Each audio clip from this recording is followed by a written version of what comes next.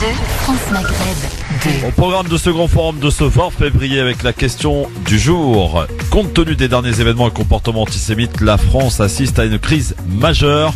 Pensez-vous que le traitement de l'info entretient un climat délétère? On en parle dans quelques minutes avec vous au 01 40 33 9000. Et aujourd'hui, pour nous accompagner, Faiza Ben Mohamed, Maïssa Leroy et Nadir Kaya.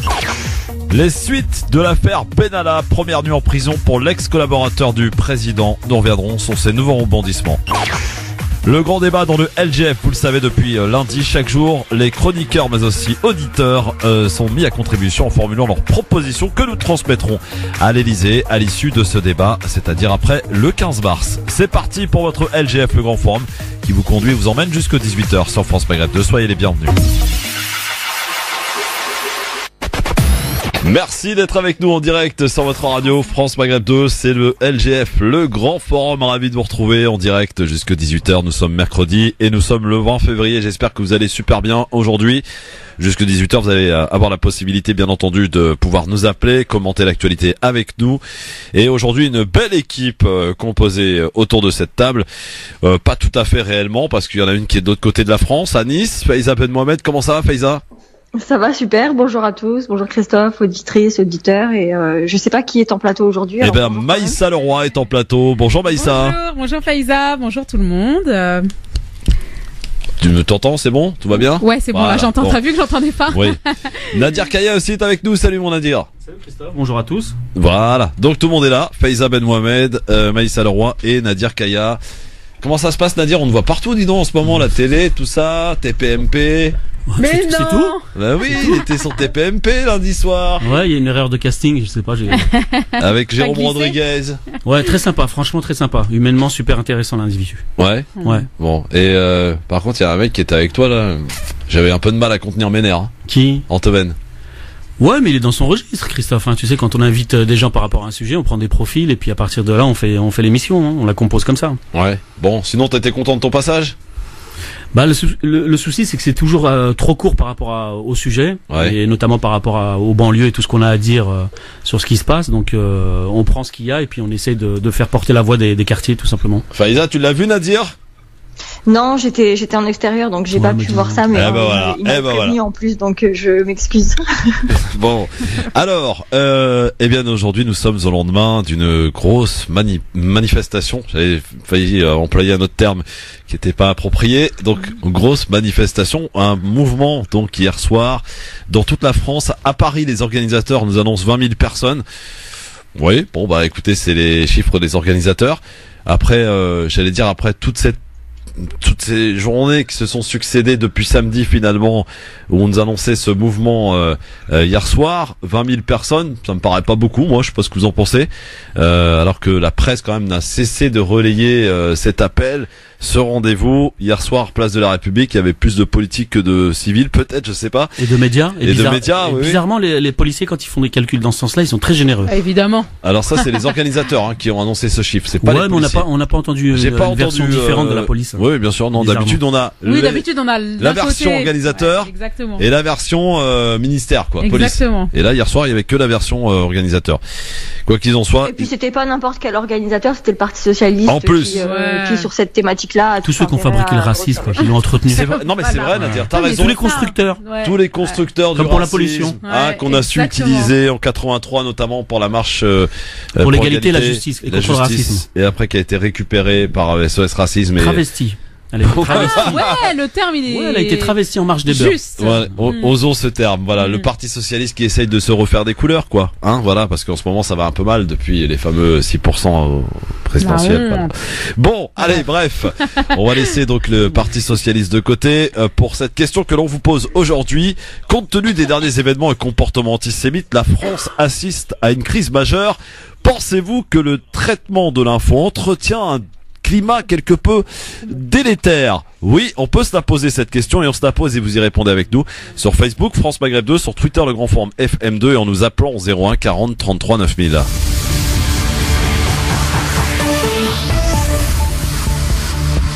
Emmanuel Macron ému au milieu d'un cimetière juif profané.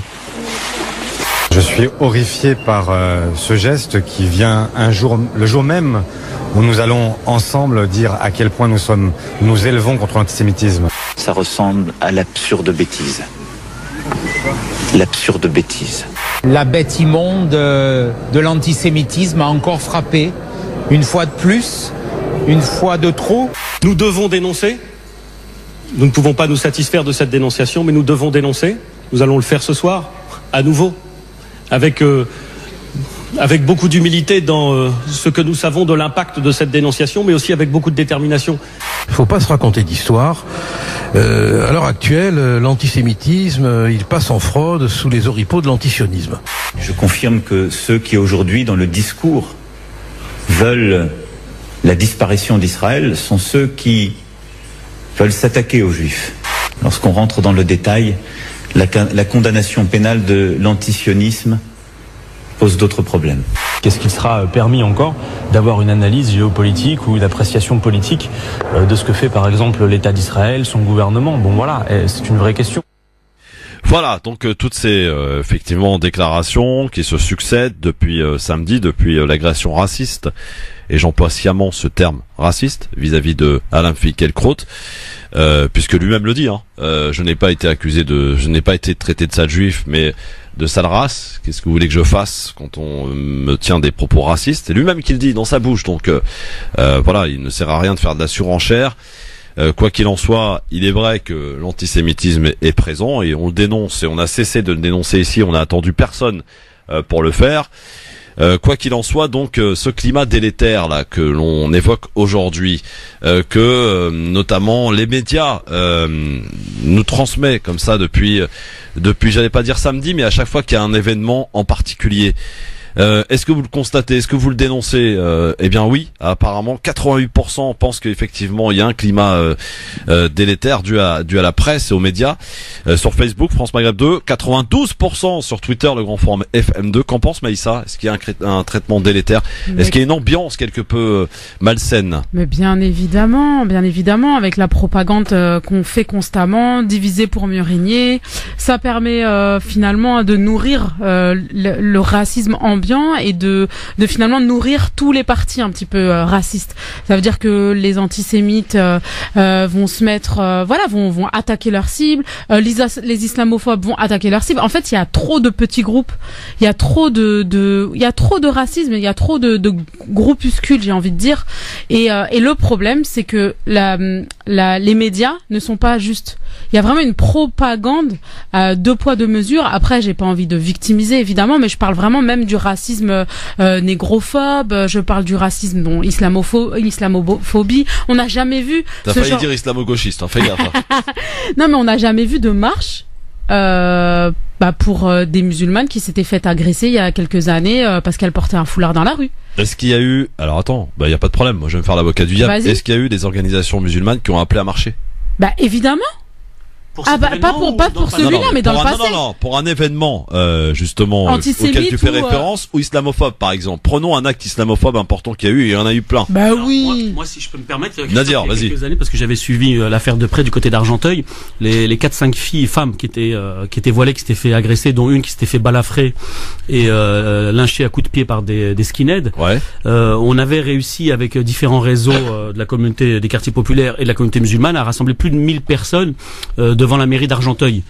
Et on avait fait quand même le buzz. À l'époque, c'était encore les débuts des réseaux, mais on n'a pas réussi non plus à émouvoir en haut lieu pour avoir des personnalités politiques ou du monde médiatique pour relayer l'affaire. Alors que sur une période de un mois et demi, c'était quand même 4-5 femmes, dont une 2 ans avant qui avait perdu son enfant suite à une agression. Ça, les gens n'ont pas oublié. Moi, je l'ai pas oublié. C'était du côté d'Argenteuil. Donc jusqu'à maintenant, les musulmans sont comme beaucoup de Français. Ils sont divisés. Ils sont pas monoblocs. On ne pense pas tous la même chose. Mais même si on est souvent touché par la même chose, notamment par l'islamophobie, on a encore du mal à se rassembler parce que on est propre à la société française. On est divisé. Et puis, il faut le dire aussi. les citoyens de confession musulmane ont une pratique qui est assez ouverte par rapport à leur religion, et on n'est pas tout à fait dans le fait de venir pas quémander, mais de venir se rassembler malgré qu'on dénonce certaines choses. On n'a pas encore cette culture du rassemblement physique.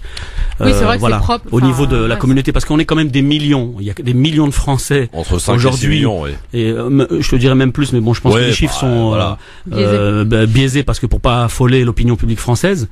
On va dire 10% de la population. Mais quand on sait que déjà, étant de la communauté aussi, j'ai différentes communautés, de la communauté algérienne, quand on sait qu'il y a plus de 2 millions d'Algériens en France, tu peux pas me faire croire qu'il y a 3-4 millions de musulmans. Ouais. Donc voilà, déjà à partir de là, c'est réglé. Donc voilà, donc après, c'est vrai qu'on a du mal à se rassembler, que ce soit les quartiers populaires ou les musulmans par rapport à ce qu'on subit. Faiza. Écoute, pour moi, je distingue plusieurs choses. Il y a, comme tu l'évoquais tout à l'heure, le traitement de l'information, qui lui doit être neutre et complètement dépassionné, dénué de sentiments. Il doit juste relater les faits, rien que les faits. Ouais. Aujourd'hui, c'est pas vraiment le cas. Malheureusement, on a des journalistes qui donnent leur avis en même temps qu'ils. Oui, on a l'impression qu'on a plus de militants que de journalistes, quoi. C'est des militants aujourd'hui, les journalistes. Ah mais ils orientent complètement le jugement. Rien que le fait qu'il y ait des journaux en fait de droite, des journaux de gauche, des médias mais même télévisés de droite, de gauche, rien que ça déjà c'est non mais c'est la multiplication des émissions justement de débats comme la nôtre. Mais la nôtre a une spécificité. Qu'il y ait des médias de droite ou de gauche, ça a toujours existé. Notamment, ça permet aussi de choisir un peu les sujets qu'on traite. On peut les choisir en fonction de notre orientation politique. C'est pas grave. Moi-même, je le fais quand j'écris, même sur le site de France Maghreb. Mais après, c'est vraiment dans le commentaire qu'on en fait. Est-ce qu'on laisse transparaître notre avis personnel au travers de notre mission d'information, ou est-ce qu'on se contente de relater les faits, rien que les faits? Et malheureusement aussi, on assiste à cette surenchère qui est faite principalement par les chaînes d'information en continu, qui elles invitent des éditorialistes qui ne sont pas officiellement des journalistes, qui sont là pour faire des éditos, donc pour donner leur avis, pour critiquer et pour commenter l'actualité. Et les gens, ils sont pas présentés souvent comme tels. Il y a un petit bandeau, ça va durer 30 secondes, il y a marqué éditorialiste, mais qui sait vraiment ce que c'est qu'un éditorialiste? Pas tout le monde. Et du coup, tu prends sa parole pour une parole journalistique, donc pour une parole neutre. Et malheureusement, ça attise la haine. Après, il y a aussi d'autres choix qui sont faits, ce sont les choix des invités. Quand on invite Zemmour, on va évoquer, par exemple, tu vois, hier, il y a Yacine Bellatar, qui était embauché comme chroniqueur chez LCI, qui lance un appel au boycott de la redevance de télévision. Je pense à titre personnel que c'est une bonne idée. Après, je sais pas si elle va porter ses fruits, mais au moins pour marquer le coup, d'un point de vue de communication, il faut que les médias se remettent en question sur le choix des intervenants qui font venir à la télévision pour commenter tel ou tel fait. On a une surenchère qui est opérée par des invitations d'Éric Zemmour, par des invitations même de Finkielkraut. Finkielkraut, après son agression, il n'avait pas à être invité pour venir distiller sa parole islamophobe. Exactement. Alors, on va préciser. Non, je vais juste, s'il te plaît, Nadir, juste préciser par rapport à l'affaire Yacine Bellatar. Effectivement, en écoutant, en regardant Éric Zemmour qui a déblatéré, nous a offert un petit déjeuner indigeste hier matin sur LCI, que Yacine Bellatar a décidé de démissionner de la chaîne, et en proposant effectivement cet appel au boycott de la redevance TV du service public. Alors, deux choses à observer. Est-ce que la politique de la chaise vide, c'est une bonne méthode? Première chose. Et deuxième chose, est-ce que c'est sur le service public que l'on entend le plus de paroles islamophobes ou racistes?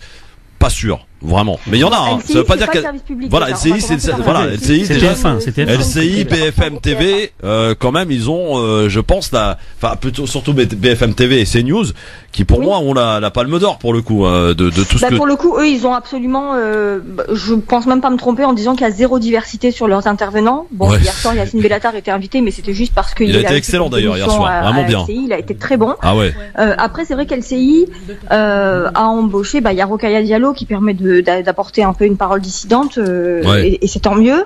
Moi, je crois pas, t'as raison sur la politique de la chaise vide, je crois pas qu'il faille nous auto-censurer et nous faire auto-disparaître, si je peux dire ça, du peu de médias qui nous ouvrent leurs portes. Après, tout à fait d'accord. Après, moi, ça m'aurait profondément, si j'avais été à sa place, ça m'aurait profondément gêné d'aller travailler à 10 heures assise sur une chaise sur laquelle était assis juste avant moi Éric Zemmour pour aller déblatérer sur ce que je suis, sur mon identité, sur ce que je représente et ce que représentent les miens, quoi. Donc après, il faut aussi comprendre son geste. Bien sûr. Je pense qu'il a été fait un peu dans la précipitation, dans l'émotion. Oui, non, parce qu'il l'a annoncé tout de suite. C'est un coup de sang qu'il a eu, et un coup de sang qu'il faut comprendre. Si ça peut permettre aujourd'hui aux médias, aux grands médias en tout cas, de comprendre qu'on a besoin d'avoir une parole équilibrée sur certains sujets, que certains polémistes racistes, islamophobes ont besoin d'être confrontés à des contradicteurs. Tout à fait. On peut pas les laisser comme ça déblatérer. La question des banlieues est toujours abordée de manière biaisée. La question des minorités est toujours abordée quand elle est abordée de manière biaisée. Et la question de l'islam, elle cristallise et il y a aucune contradiction qui est apportée à ces gens. C'est gravissime. Une arme de destruction massive, Zemmour. Si vous avez envie de débaucher un arabe, hop, vous le faites venir et il s'en va. Ce que Yacine a dit, moi ça fait 15 ans que je l'ai fait, ça fait 15 ans j'ai enlevé la télé justement par boycott de la redevance télé. Je ne donnerai pas mon argent pour regarder toute la journée. En plus à l'époque il n'y avait même pas encore les chaînes continues, mais le peu d'infos qu'il y avait c'était constamment pour éclater les musulmanes ou les musulmans ou toujours faire des chroniques ou des choses toujours pour dire de manière subtile et donner une opinion justement des musulmans de France qui a clairement dès le début créé cette fracture depuis des années, et je pense que cette idée-là elle est clairement ouais, mais finalement tu les vois quand même parce que t'as internet et tout. Non, mais relayé. À l'époque il y avait pas de réseau. Il y a 15 ans, moi il y avait pas internet encore comme ça, il y avait pas la fulgurance des réseaux sociaux, etc. Mais je pense que si après c'est comme toute l'idée du boycott. Si tout le monde faisait ça, je pense que ça les calmerait un petit peu dans la radar. Mais ils savent très bien que tout le monde va regarder la télé, tout le monde va regarder. BFM se fait critiquer à longueur de temps. Mais tout le monde la regarde. Et tout le monde la regarde. Moi, je comprends pas. Je vais vous dire, moi, je suis la première à les critiquer, et pourtant, je vous avoue, je les regarde toute la journée. Bon, parce que je travaille avec, mais je les regarde toute la journée parce que. Nadir, c'est quoi, c'est du côté obscur. Travaille du côté obscur. Pas en chocolat, voilà. En même temps, c'est ici que tu vas trouver l'information. Certes, elle est biaisée, mais tu vas aussi trouver l'information en temps réel. Mais une information fausse, c'est une information fausse. C'est non, une information. Je dis pas qu'il donne. Non, il donne pas des fausses informations. BFM, il la commente. C'est de l'information orientée, on va dire. Il donne pas une fausse information en donnant. Quand tu as besoin de savoir quand il y a une traque d'un attentat, tu sais sur BFM à quel moment le terroriste est attrapé, tu sais ce qui se passe en temps réel et tout. C'est le commentaire qu'ils en font qui est faux. Mais c'est pas une fausse information à la base. Mais on est d'accord. C'est tout le commentaire qui est. Mais on est d'accord que bon, après je regarde pas, mais on est d'accord que parce que moi les peu de fois où je regarde BFM, les peu de fois où je me trouve devant une télévision, je suis scotché à la télévision parce que j'ai plus l'habitude. Ah bah voilà. Et quand je regarde justement BFM, alors déjà c'est hyper anxiogène, et en plus, quand je regarde, mais je vois qu'il y a de ça comble avec du rien en fait. Il doit y avoir une information ou deux informations qui va être importante, mais sinon le reste, qu'est-ce qu'ils font 24 heures? C'est ce qui fait que les gens la regardent, c'est justement cette. Ils attendent la petite info, c'est ça, voilà, la vraie info. Ils te mettent en haleine comme ça, ils te font. Et d'ailleurs, je suppose que vous avez regardé pour quelques-uns dimanche soir, Finkielkraut au micro de Malherbe. Et le générique du début, déjà, on avait l'impression qu'il y avait un mort. Le truc de malade, musique hyper stressante, tu vois, et hop. Même là, tout à l'heure, ils ont diffusé une fiche. Tu sais, l'auteur des insultes à caractère raciste a été placé en garde à vue ce matin, oui. Il a été placé en garde à vue, il a été convoqué hier soir, et donc il y est toujours. Et BFM a diffusé une fiche, ce que l'on sait du suspect. Et j'ai tweeté tout à l'heure en leur demandant, mais est-ce que Finkielkraut est mort ou est-ce qu'il a juste été insulté? Parce que vous en faites le même traitement que lorsqu'il y a un attentat. Pourquoi? Parce que le suspect est musulman. Hamid est avec nous parce qu'il y a du monde au standard. Il nous attend 01 40 33 9000. C'est le grand forum. Le peuple s'exprime réellement dans cette émission. On vous demande pas votre carte d'identité, votre confession, on s'en fout. Juste ce que vous avez à nous dire. Non, parce que je dis ça parce que j'ai fait l'expérience hier d'appeler RMC. Tellement énervé d'entendre Truchot débattre et raconter des conneries. Alors ils m'ont demandé mon âge, ma ville d'appel. Mais non. Non, je te jure. Mon âge, ma ville d'appel, mon métier. Tu tombes sur un standardiste. Mon métier. Voilà. Qu'est-ce qu'il y a eu?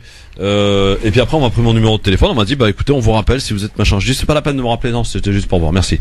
Mais voilà, j'ai fait l'expérience. Donc ici vraiment, on vous demande rien si ce n'est votre prénom et éventuellement votre ville d'appel parce que ça peut nous intéresser.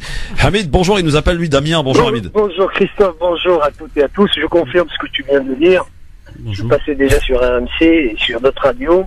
Effectivement, ton nom, tu utilises tout ton truc pour qu'on te rappelle si vraiment tu rentres dans le moule. C'est ça. Et on demande ce que tu veux dire. Chez toi, chez vous, effectivement, je reconnais qu'on passe, tu ne demandes même pas de quoi on va parler, tu nous laisses la libre antenne et de s'exprimer comme on veut. Je te remercie, Christophe. Et Tarak Ramadan, Oula. Tarak Mami, pardon, oui. Excuse-moi, oh là là, excuse-moi. Le lapsus. Donc, je vais vous lire un petit article. Heureusement qu'il nous écoute pas, oui. Excuse-moi. Oui, Hamid, vas-y, je t'en prie. Un article que demain, peut-être, on ne pourra plus le publier, donc nos journaux ne pourront plus le publier. Aujourd'hui, on peut. Donc, c'est un article qui a été publié par Le Monde. Oui. Je vous invite à de le vérifier, de 12/12/2018. Ouais. Qui a été repris par le Canard enchaîné le mercredi 19 décembre 2018. D'accord. Donc, Canard enchaîné, 3e page, un petit article qui est bien encadré. Donc, je lis « Victoire des faucons israéliens à Paris. Le 10 décembre, un prix des droits de l'homme doté par Matignon devait être remis à 2 ONG.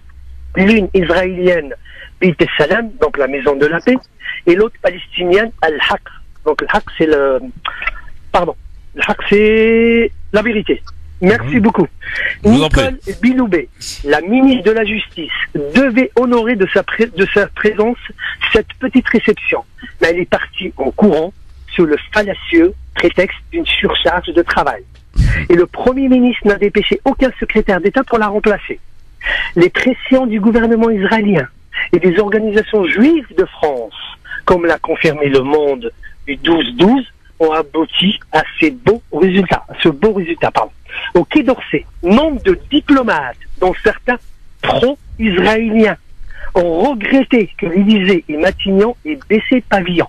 Et l'un d'eux se veut plus sévère, céder ainsi aux pressions du gouvernement israélien, ce n'est pas digne ni honorable. Ouais, mais qu'est-ce qui t'étonne là-dedans, Hamid? Qu'est-ce qui m'étonne? que le gouvernement israélien vienne s'immiscer chez nous, ici en France. Mais c'est pas nouveau, c'est pas nouveau, mais justement, c'est pas nouveau, mais il faut le dénoncer. Ce soir, alors attends, Hamid, ça me laisse, tu me tends la perche, parce que ce soir a lieu le CRIF, le CRIF qui organise le fameux dîner communautaire auquel se déplace tout le gouvernement et le président de la République. Quelle est la légitimité du président et du gouvernement à se déplacer à un dîner communautaire? C'est la question qu'on se pose. Rappelons à juste titre qu'un président, je crois, ne s'y est jamais rendu en tant que dans l'exercice de sa fonction. C'est Monsieur Chirac. Voilà, le seul. Tous les autres, ils sont allés. Voilà. Chirac, c'est un bonhomme. C'est le seul bonhomme qui était je dirais, qui était juste, je dirais. Oui, voilà. Qui d'ailleurs, on l'a traité un certain respect pour les Arabes. Président fainéant, à ton avis, ça vient d'où? Pardon? Président fainéant. On le traitait de président fainéant. Oui. Tu te rappelles depuis quand ce titre-là, ce qualificatif, il l'a eu, tu sais quand? Quand il est parti, tu te rappelles? En Palestine. Ah, c'est mémorable. Mémorable. Il faut revoir les images pour les plus jeunes d'entre vous. Si vous n'avez pas vu le déplacement de Chirac en Palestine, il faut aller le revoir. Depuis qu'il est revenu de Palestine, il a été traité de président fainéant. C'est le titre qu'il a eu jusqu'à la fin de son mandat. Oui. Merci Hamid. Pardon Christophe. Oui. Tu me dis pourquoi ça? Mais je vais te dire, quand on a les médias qui nous disent, ben non, il faut pas importer ce conflit. Ouais. Et là, regarde. Est-ce que tu en as entendu parler? Est-ce qu'un média l'a repris pour justement se révolter? Ah, l'info que tu nous donnais, non, aucun média, ça va pas dans leur sens, donc il y a aucun intérêt qu'ils le reprennent, évidemment. Donc quand on dit il y a 2 poids 2 mesures, on n'est pas dans le fond, on n'est pas des complotistes, ni des révisionnistes quand même. Merci Hamid, bonne soirée à toi. Il y a Samir qui est là et qui nous attend. Mon Samir, je te fais une petite place dans un instant, ne bouge pas. Il y a la pub qui arrive, tu patientes un petit peu, on met un peu d'argent dans la caisse, on est de retour. Et puis alors on va parler aussi parce que alors là c'est l'affaire Benalla, c'est un truc de fou. Il a passé sa première nuit au Heps avec Vincent Kras cette nuit. Première nuit. Faiza, je sais que t'as suivi cette affaire de long et en large. Ça a commencé le 17 juillet dernier avec de multiples rebondissements et donc l'ultime hier soir, Benalla, Kras qui ont passé leur première nuit en prison. À tout de suite. Le LGF, le grand forum, on est là messieurs dames jusque 18h avec une belle petite brochette aujourd'hui. Faiza Ben Mohamed, Maïssa Leroy. Ça fait un petit moment Maïssa. Ouais. Micro ouvert c'est mieux, voilà. Ouais. Nadir Kaya aussi. Oui. Il est là avec nous sur France Maghreb 2 tous les mercredis, en particulier avec Faiza d'ailleurs. Ça s'est installé Moi comme aussi, ça. j'essaye de squatter les mercredis. Ouais, c'est bien, c'est bien. On est bien le mercredi, c'est le milieu de la semaine, le petit goûter, le thé à la menthe, c'est ça, formidable. On est bien. Alors, vos appels au 01 40 33 9000. Il y a Samir, je crois, qui souhaitait vous poser une question. Salut Samir. Bonsoir à tous. Bonsoir Samir. Bonsoir. Bonsoir. Alors, je vais essayer d'être rapide, vraiment en 2 minutes. L'idée, c'est de dire que voilà, il y a des choses qui peuvent nous rendre optimistes et certaines, et d'autres moins optimistes. Moi, quand je t'entends Christophe dire j'ai été exaspéré, j'ai appelé RMC, moi-même j'ai déjà fait la démarche, on a pris mon nom, tout ça. Et il s'avère qu'après ils prennent ton nom pour ensuite te rappeler quand le jour où il manque d'auditeurs, il faut appeler quelqu'un. Donc bouche-trou en quelque sorte. Ah, c'est pour ça que j'ai eu un appel masqué aujourd'hui que j'ai pas répondu. Ouais, voilà. Donc, c'est exactement ça. Moi, on m'a déjà appelé plusieurs fois pour me dire, écoute, tu veux pas intervenir? Je dis, mais moi, j'ai pas grand chose à dire. C'est pas grave, tu interviens et tu nous dis ce que tu as envie de dire. Donc voilà, ça c'est aussi les procédés. C'est pas les chaînes en continu. Si je peux me permettre, c'est pas si vrai que ça, hein. Les chaînes en continu qui sont dans la course à l'audience et qui sont prêts à inviter n'importe qui pour faire de l'audience. Samir, Nadir n'est pas d'accord avec toi. Non, c'est pas que je suis pas d'accord. Il y a de ça aussi, mais c'est pas. Alors, juste je termine mon raisonnement, sinon je vais le perdre. Et après, vous pourrez me répondre allègrement. Alors, l'idée, c'est que moi, quand je vois ta réaction, exaspérée, je me dis qu'en fait, il y a 2 mondes aujourd'hui, et 2 mondes quand même qui se regardent. Et depuis quelques années, on a le monde le monde des médias officiels, qui bénéficient de grands moyens, les chaînes de télé, LCI, BFM, et qui eux-mêmes sont exaspérés. Et c'est là où il faut être optimiste. Ces gens-là ils regardent les tweets de Faiza, ils regardent les tweets de Yacine Bellatar, ils regardent les tweets de tous ces gens qui quelque part de Faiza Ben Mohamed, regarde aussi. Et donc, il faut continuer, il faut avoir des comptes sur Twitter, sur les réseaux sociaux et partout ailleurs qui drainent le maximum de gens. Parce que Faiza, elle est peut-être pas rodée. Moi, je l'avais déjà vu dans une interview où elle était pas vraiment, elle a été excellente, mais elle n'était pas encore habituée à l'exercice, parce que Fickenkraut, ça fait 30 ans qu'il passe à la télé. Donc, il est aguerri à l'exercice télévisuel. Il sait comment répondre. Il y a des gens comme Nasser Aghenif, je sais pas si vous connaissez, mais qui sont très très bons, mais on les invite pas. Et l'idée, c'est de se dire que c'est 2 mondes. Donc, le monde des réseaux sociaux qui draine aussi beaucoup de jeunes et des jeunes qui regardent pas la télé, et qui regardent pas LCI et qui regardent pas les médias, c'est-à-dire le monde ancien. Et ce monde des réseaux sociaux fait autant d'audience que LCI ou BFM. Il y a des vidéos de dissidents qui font autant d'audience et de nombre de vues. Donc il faut être optimiste, je pense, et se dire que on a eu quand même un contradicteur, parce que Bellatar, Bellatar, je l'aime bien, mais ça reste quand même un humoriste. Mais on a eu quelqu'un quand même qu'on aime ou qu'on n'aime pas, qui a été quand même redoutable pour eux, qui les a mis comme on dit, en PLS et à chaque fois en échec dans les débats. Ça a été Tarek Ramadan.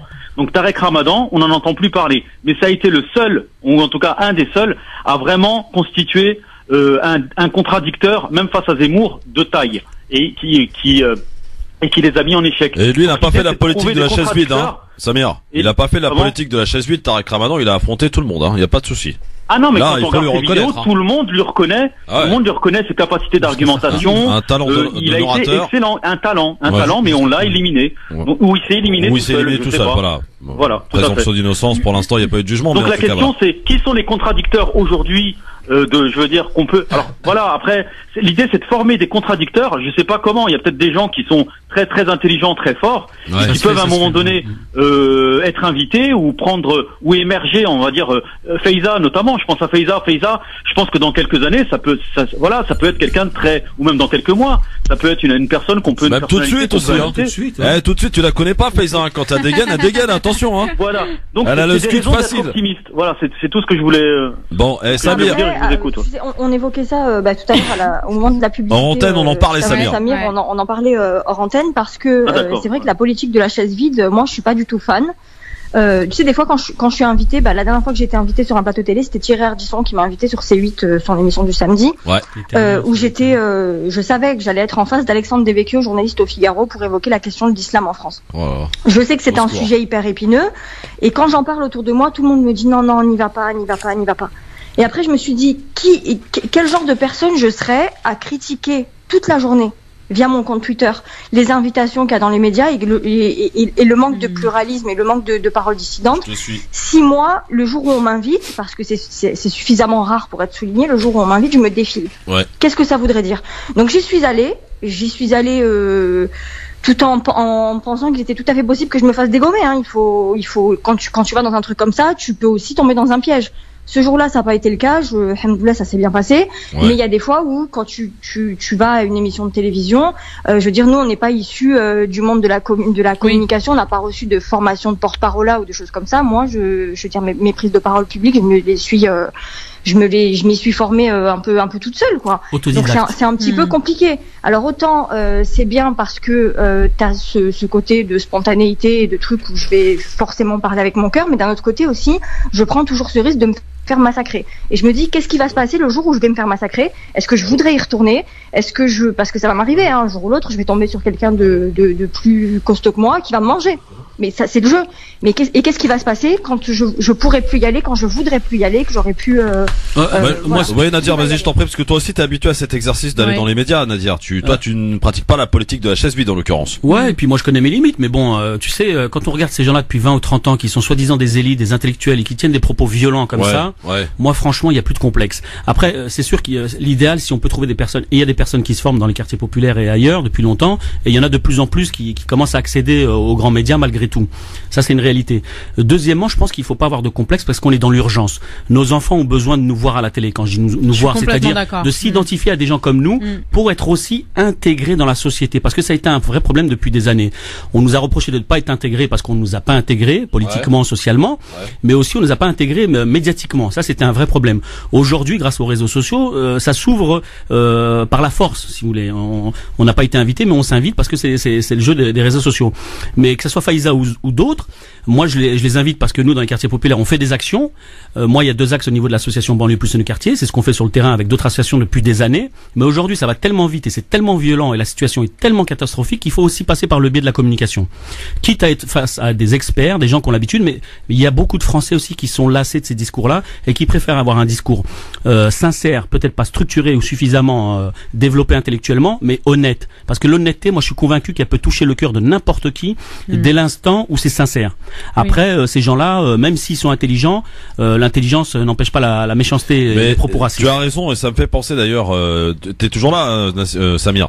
Ça me fait penser à ton passage dans TPMP où t'as eu cette prise de parole au début en essayant de mesurer, en disant mais attendez, on est en train de hiérarchiser le racisme là, l'antisémitisme d'un côté, là, et ils t'ont tout de suite ils te sont tombés dessus. Alors peut-être qu'il y a une autre méthode à réfléchir avec laquelle emmener la même chose, mais pour essayer que les gens t'écoutent et que te coupent pas la parole, parce que eux quand ils parlent fort, ils parlent avec tu vois, ils parlent fort avec un ton etc. Ben faut peut-être faire pareil au bout d'un moment, il faut s'imposer, il faut parler fort, il faut essayer de passer ses idées. Je l'ai coupé 2 fois. Ouais, vas-y Samir. Alors alors l'idée c'est, je suis d'accord que il faut maîtriser l'exercice télévisuel, mais c'est-à-dire se préparer. Il faut se préparer. C'est ça. Et plus Faiza ou Nadir, et Nadir, je crois qu'il est habitué déjà au plateau télé. Ah ouais, il les connaît tous, invités, et plus ils vont être aguerris. Mais il y a une chose aussi qui compte fondamentalement, Christophe, c'est la culture livresque, c'est-à-dire lire. Et nous-mêmes, je veux dire, le sujet de l'islam, ça devrait être un sujet qu'on maîtrise par cœur. Et quand on a ça me rappelle en fait Zineb machin là qui était passé en fait devant l'imam, j'ai oublié son nom. Voilà, et bien remis en place. Elle a dit, et à qui elle s'est érigée comme une connaisseuse de l'islam qui nous a dit que dans l'islam il n'y avait pas l'occurrence amour. Ouais, il l'a dit c'est 84 fois. Oui, t'étais là. J'étais là ce jour-là. Oui, c'est vrai. Et plus on va connaître notre sujet, et plus on va maîtriser notre sujet, c'est quand même notre sujet, l'islam, c'est pas le leur. Donc plus on connaîtra notre sujet et plus on va lire des livres, parce qu'il faut lire des livres. Parce que c'est Alexandre De Vecchio, Faiza, c'est quelqu'un qui je veux dire, qui a une culture, en tout cas qui a sa culture, qui lit des livres, qui est qui de plus son plus jeune âge. Donc l'idée de la sincérité, moi je suis d'accord, Nadir, mais ça suffira pas. Il faut avoir une argumentation solide face à ces gens qui sont redoutables, hein, j'ai envie de dire. Mais ça dépend le sujet, parce que ça soit l'islam, si eux-mêmes ne sont pas pratiquants, je veux pas dire qu'il y a même des musulmans qui ne connaissent pas la religion, mais eux-mêmes ne connaissent pas l'islam comme certains peuvent le connaître, ils le connaissent à travers des livres. Donc ils ont eux-mêmes une interprétation, mais c'est pas une interprétation qui est basée sur une pratique, c'est une interprétation qui est souvent basée sur des préjugés. Je l'ai vu avec Pascal Pro, on m'a souvent dit, bon maintenant j'ai été blacklisté de l'heure des pros, mais on m'a dit mais écoute, mais qu'est-ce que tu fais, c'est un islamophobe, qu'est-ce que tu fais? Je dis non, moi je le vois pas comme un islamophobe, je le vois comme une personne qui ne connaît pas l'islam et qui a aussi des préjugés sur l'islam qui sont tout à fait normales au vu de ce que certains musulmans renvoient de leur religion. C'est le militant. Donc, tu vois ce que je veux dire? Ça, c'est le militant typique pro. C'est pas un journaliste pour moi. C'est un militant. Le mec, quand il commence son émission en donnant son avis, en déblatérant sur les gens comme ça de la sorte, comme il le fait régulièrement, avec une telle haine et en invitant toujours les mêmes. Au bout d'un moment, voilà, ça suffit. Christophe, tu sais pourquoi? Mais on aime se faire du mal. Je crois qu'on est vraiment. C'est quoi le sadomaso? On est sadomaso parfois. Hein. Ouais. Il y a eu un tournant. C'est-à-dire que paradoxe. On avait la chaîne iTélé autrefois, qui était une pâle copie de BFM, parce qu'aujourd'hui on concentre toutes nos accusations sur BFM, mais CNews est pire que BFM. Oui. Bah ouais, franchement, c'est les chaînes d'info. C'est pareil. Il y a eu il faut connaître son nom, Serge Nedjar, que peut-être que Nadir connaît. Serge Nedjar, c'est un des directeurs, en tout cas de la programmation de l'info, qui a employé Pascal Praud et qui a réorienté en fait la ligne d'ITélé, en tout cas de quand il y a eu la grève, qui en a fait une ligne islamophobe. Donc Serge Nedjar, moi je le dis sans complexe, c'était aussi un ancien du Bétard anciennement. Ah, d'accord, le Bétard. C'est que Pascal Praud, dans les salons parisiens, dans les beaux quartiers, il fréquente la même typologie de gens. J'ai envie de dire des gens pro-Israël et les gens qui sont comme celui en fait qui travaillait, qui nous avait sorti une étude. Il y a un gars qui l'a bien. Excuse-moi de te couper. Il y a un gars qui l'a repris la semaine dernière là. Un journaliste aussi de, je sais pas si c'est du Figaro, qui a repris Pascal Praud en lui disant qu'il était. Yvan Ruffiol. Ouais, magnifique. Ouais. Je vous invite à regarder la vidéo, comment il le reprend. Oui, mais c'est deux. Mais c'est quand même courageux de dire ça quand t'es invité et de le remettre à sa place, même si lui-même. Qu'un raciste remette à sa place un autre raciste parce qu'ils s'entendent pas sur la question des gilets jaunes, moi personnellement ça me. Tu vois, alors franchement je compte. Donc ça veut dire que, oui, Paisa. Mais Yvan Ruffiol, il est pas mieux que Pascal Praud. Ah non. J'ai pas dit ça, mais j'ai dit le fait comment il a repris Pascal Praud en lui disant que c'était lui le radicaliste et qu'il n'acceptait pas la critique parce qu'il y a des gens qui étaient différents de lui, qui voyaient les choses différemment. Mais ils ne défendent que leur intérêt, en fait, leur vision des choses. Il fallait le dire. Moi, c'est peut-être scénarisé leur bordel d'ailleurs. Donc ça veut dire que Praud fréquenterait les fameuses danseuses là de la Ligue des danseuses juives là. Non, j'ai pas dit ça. Ah d'accord, ok. J'ai dit que c'est un peu comme Alain Madelin dans son passé, quand on regarde son CV, on voit qu'il avait eu des accointances avec l'extrême droite dans les années 70. Je dis que Serge Nedjar, qui fait partie quand même des leaders, en tout cas, de la programmation de CNews, est un ancien du Bétard. Bon. Donc c'est dans son CV, il le mettra jamais en avant, mais c'est pas anodin, quoi. Je veux dire, et on peut comprendre pourquoi. Et je voulais juste terminer sur le fait, je l'avais dit, c'est que les gilets jaunes, c'est quand même. Pendant 3 mois, on n'a plus parlé des musulmans avec les gilets jaunes. Ouais, c'est vrai qu'on était un peu tranquille. Ils se sont levés dignement pour une question sociale. Oui. Le Zemmour, qui avait commencé sa promo au mois de septembre, s'est vu interrompre sa promo et contredire par le fait que les gilets jaunes réclamaient plus de justice sociale et de pouvoir d'achat. Là, ils essayent de mettre Zemmour sur selle, pour qu'il continue sa promotion, la promotion de son livre, et faire ce qu'il faisait avant, à savoir opposer les Français. Mais en fait, je te suis, Samir. Enfin, si je résume un peu ta pensée, et j'avoue que je pense qu'on est tous d'accord autour de cette table, c'est que effectivement, depuis qu'il y a eu ces gilets jaunes, alors on va pas occulter qu'il y a eu des scènes racistes au début, avec notamment cette personne, cette noire qui a été invitée à dégager, cette femme à qui on a obligé d'enlever le voile, etc., etc. Ça, c'est peut-être à l'image de la France, ça existe. Voilà, il faut pas le nier. Mais en général, et depuis 3 mois, on avait l'impression quand même qu'il y avait une barrière qui s'était baissée. Si je peux dire quelque chose. Oui, et que ça les emmerdait en fait, et qu'il fallait peut-être trouver autre chose. Je sais pas trop parce que ça a pas duré très longtemps, vu que pendant les émeutes des gilets jaunes, on disait que c'était les racailles de banlieue qui cassaient tout et c'était les casseurs. Oui, mais c'est pas les gilets jaunes qui le disaient. Oui, mais c'était les médias. Là, on est en train de parler des médias et des traitements qui sont en train de se faire. Oui, mais c'est les médias, bien sûr, mais parce que, excuse-moi, les médias font tout pour à un moment donné islamiser ce mouvement. Oui, voilà. On va trouver un salafiste et on va dire ça y est, le mouvement est gangréné par une mouvement salafiste. Ils l'ont dit, infiltré. Infiltré. Les frères musulmans aussi apparemment, hein. Enfin voilà, extraordinaire. Merci mon Samir, ne quitte pas. Est-ce que je peux terminer par un truc? Ouais, mais non, mais là tu vas pas nous faire l'émission entière, Samir. Dernier truc. Dire que les gilets jaunes finalement, on peut se reconnaître en eux, ils peuvent se reconnaître en nous parce que ils ont vécu la même stigmatisation que nous on a vécu en 2005, ils sont en train de vivre la même chose avec les policiers, ils sont en train de vivre la même chose avec les médias, et quelque part je pense que il y a peut-être une petite solidarité qui peut se faire avec eux en tout cas. Elle se fait déjà. Bon, à la banlieue et beaucoup de musulmans. Ne quitte pas, je te reprends en antenne, Samir, j'ai un truc à te dire, ne quitte pas. 01 40 33 9000. Mustapha est avec nous, salut Mustapha, il nous appelle d'où? De Paris, hein. Bonjour à tous. Bonjour Mustapha de Paris, donc. J'avais appelé, je sais pas si tu te rappelles, c'est ça, je t'avais dit, le mouvement des Gilets jaunes, ils vont le comment dirais-je, renommer. En faire un comment dirais-je, radicalisé, comme on dit. Et en fin de compte, ils ont réussi, hein. Oui. Mais moi, ce que je voudrais dire, je respecte tout ce qu'ils ont dit, vos invités, hein. Mais moi, je partage pas trop la même opinion, parce que moi, je pense, aujourd'hui, en France, hein, y a une guerre qui se passe. C'est une guerre idéologique. Oui. C'est une guerre pour, il faut pas se voiler la face pour Israël. Et tous les journalistes, les politiciens, tous, ils sont pro-israéliens, ou ils sont sionistes, ou ils sont, voilà. Non, faut pas généraliser, on peut pas généraliser. Mustapha, là, tu tombes dans un piège qui était tendu. La facilité. Presque tous. Non, mais c'est déjà mieux, c'est déjà mieux. Mais Mustapha, une fois qu'on a dit ça. Juste pour en venir pour le. Ouais, non, attends, 2 secondes, parce que non, je peux pas laisser passer des choses comme ça, Mustapha. Une fois qu'on a dit ça, qu'est-ce qu'on fait après? Qu'est-ce qu'on fait de ce constat que tu es incapable de vérifier aujourd'hui, que tu es incapable de donner aujourd'hui? Effectivement, tu as ce ressenti au travers de ce que tu peux regarder, ce que tu peux lire, ce que tu peux écouter à la radio, mais peut-être que tu es dans l'erreur. Ne tombons pas dans ce piège qui nous est tendu, c'est-à-dire que voilà, encore une fois, on va dire, voyez, tout ça, voilà, c'est des complotistes, il y a des juifs partout, c'est eux qui ont le pouvoir, etc., etc. Arrêtons de tomber là-dedans. Et je veux te dire aussi, si ça peut permettre aussi de nous remettre un peu en question en disant, mais eux, ils ont peut-être accès à pas mal de choses, mais qu'est-ce qu'on a fait nous? On est où nous? Pourquoi on est absent?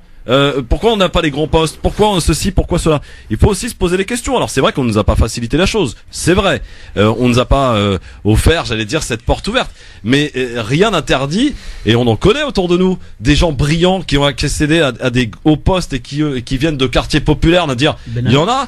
On les montre pas, on n'en parle pas. Mais il y a des gens. T'as dit quoi là? Une connerie, je pense, Nadir. Non, c'est Maïssa, elle a dit Benalla. Ah, Benalla. Ah bah oui, mais Benalla, il a réussi quelque part. Bon, il est au HEPS aujourd'hui. Oui, mais voilà. Bon, il a réussi quelque part. Il y a des politiciens aussi qui ont fini au HEPS, hein. Ils avaient réussi aussi, des énarques. Parce qu'on les fait tomber. Mustapha, je te laisse finir, mais je pouvais pas juste, voilà. Je termine mon raisonnement. Ce qui s'est passé avec Concord, c'est pas la première fois que ça arrive, qu'il le fait, hein. Il y a toujours eu ça. Il l'avait déjà fait avec Nuit debout, et on sait ce qui est devenu Nuit debout. Après, c'était mort. Donc, on espère pas qu'il va tuer les gilets jaunes quand même. Non, alors, ce qu'ils veulent aujourd'hui, c'est qu'ils veulent voter une nouvelle loi anti-sioniste. Ça, ils vont y arriver, hein. C'est ce qu'ils veulent, hein. Pour l'instant, le président s'est dit, ne s'est pas dit favorable, hein. Le président il a dit non. Il a déjà répondu. Il a dit non. Ce qu'il dit le président à la télé. C'est quand même lui le président, ce qu'il dit en cachette, croyez-moi, c'est pas la même chose, hein. Ah bah je sais pas, moi on n'est pas dans le secret des dieux, Mustapha. Il l'a pas dit en cachette, hein. Mustapha, on n'est pas dans le secret des dieux pour dire ça, je sais pas. Faiza. Ce que le président va penser, ce qu'il pense lui-même et ce qu'il va dire en cachette dans sa chambre à sa femme ou va savoir à qui. Ouais, on s'en fout en fait. Sur la question de l'antisionisme, on s'en fiche. Ce qui nous intéresse aujourd'hui, c'est le droit et uniquement le droit. Le droit ne permet pas de pénaliser et de sanctionner pénalement une pensée. L'antisionisme, ça reste une pensée, c'est une opinion. Bah oui, c'est ça. On peut pas aujourd'hui criminaliser ça. Ils ont déjà essayé, hein, avec le débat, vous vous souvenez, il y a quelques semaines encore, c'était le débat, faut-il interdire pénalement le salafisme? Et ils se sont vite rendus compte qu'il était impossible de criminaliser une pensée et de la sanctionner pénalement. Donc ils sont revenus tranquillement. Cette question de la sanction du mouvement antisioniste, il faut pas se leurrer, c'est une opération de communication qui vise uniquement à adopter des positions fortes contre l'antiracisme et contre l'antiracisme politique. Exact. Bon, merci mon Mustapha en tout cas, à bientôt. 01 40 33 9000 et vous continuez évidemment de répondre à cette question que l'on vous pose aujourd'hui. Donc, compte tenu des derniers événements comportements antisémites, la France assiste à une crise majeure. Pensez-vous que le traitement de l'info entretient un climat délétère? C'est la question que l'on vous pose et à laquelle vous répondez en nous appelant au 01 40 33 9000. Mais j'ai envie qu'on parle aussi d'une autre affaire qui est à la une de l'actualité depuis le 17 juillet dernier, mais hier soir elle a refait surface. C'est la formation donc de la nuit. C'est donc Benalla qui est poursuivi, qui est en prison, qui dort en prison donc depuis hier. Pour faux témoignage, en tout cas contre Alexandre Benalla et Vincent Kras, réclamé par la commission des lois du Sénat. C'était ça ce matin. Et ça ils ont dévoilé leur rapport en fait en fin de matinée tout à l'heure sur cette affaire qui empoisonne l'exécutif quand même depuis l'été dernier. L'ex-chargé de mission d'Élysée et l'ancien employé de la République En Marche sont accusés d'avoir menti sous serment. Une commission d'enquête qui pointe aussi des dysfonctionnements majeurs au plus haut niveau de l'État.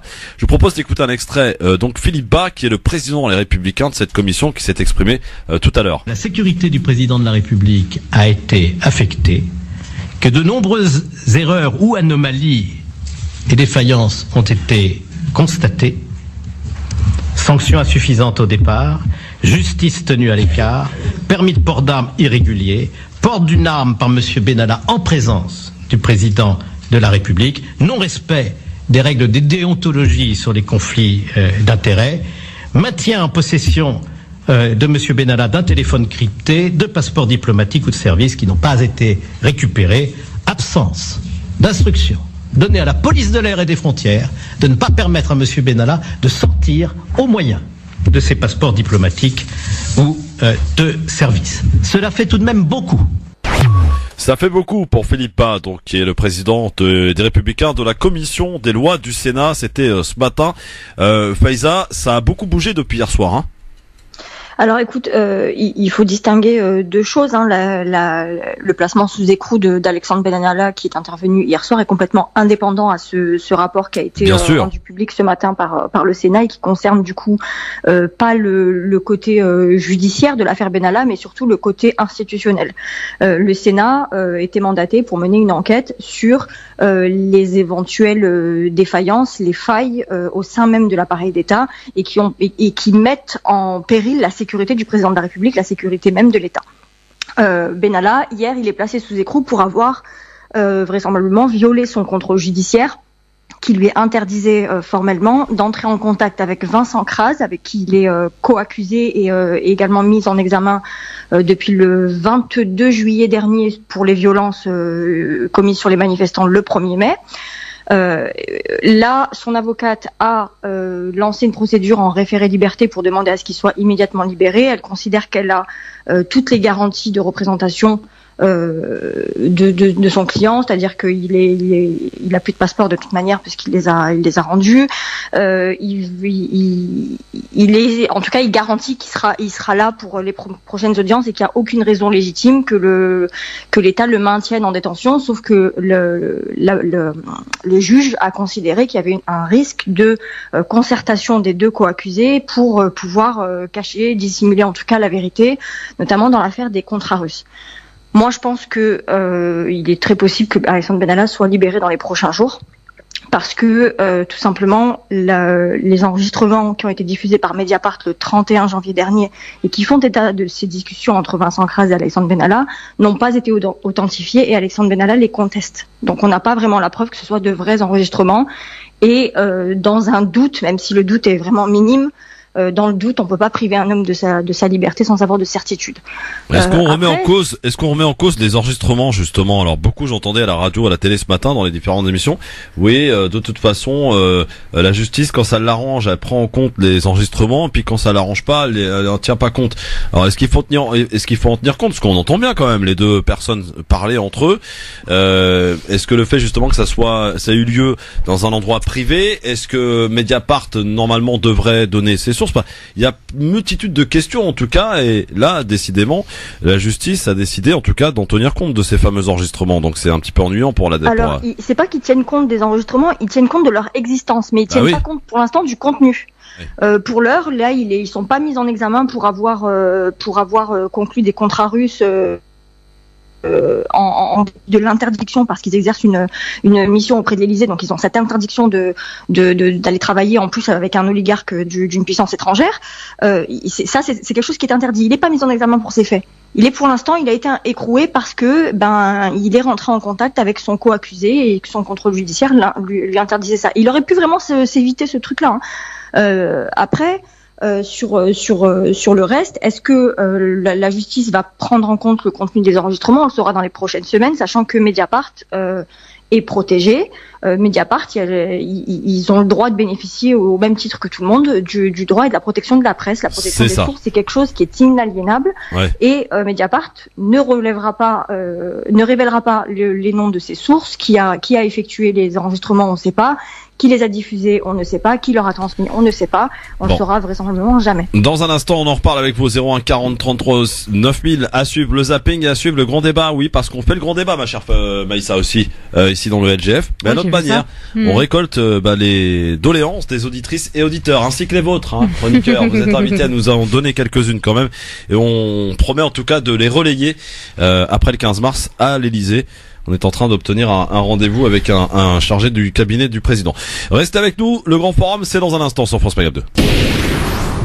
France Maghreb 2, France Maghreb 2. Le LGF, c'est même en antenne d'ailleurs, il faudrait qu'un jour on enregistre. On enregistre des confidences en antenne. On pourrait faire un best-of en fin d'année, ça serait magnifique. Les off du LGF. 01 40 33 9000, on est en plein cœur donc de cette affaire Benalla avec donc alors je crois que cette commission du Sénat ce matin, Faiza, a quand même révélé des choses, elle a tapé fort et elle a mis en cause 3 hauts responsables de l'Élysée quand même.